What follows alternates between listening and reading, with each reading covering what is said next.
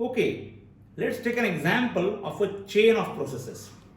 Say there occurs a very bright lightning in the sky, and a person standing close to a window witnesses it and gets scared. He throws himself in the nearby couch while unknowingly kicking off a glass of water kept on a nearby teapot.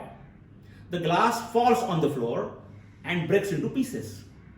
Now, how would you analyze by applying physics the causal connectedness of this chain of processes?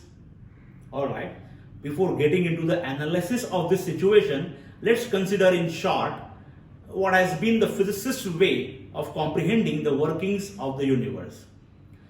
Physics has a long standing, many centuries old history of developments. In the ancient era, it used to be called the natural philosophy. Today, it can be said that physics is the body of an all-inclusive, fundamental, philosophical, and scientific knowledge of nature, of the workings of the universe. Now, during this whole period of developments, one of the most prominent tenets to which physicists have fairly maintained their commitment is the principle of causality. The belief in the causal connectedness of things happening in the universe. The belief that every effect has a cause.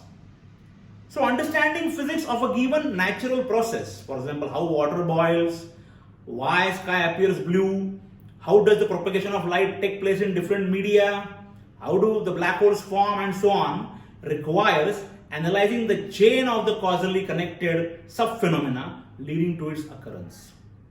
For this, physicists propose theoretical models of reality. They also perform experiments to find out what's actually going on in nature, how one thing leads to another, and how a cause leads to an effect.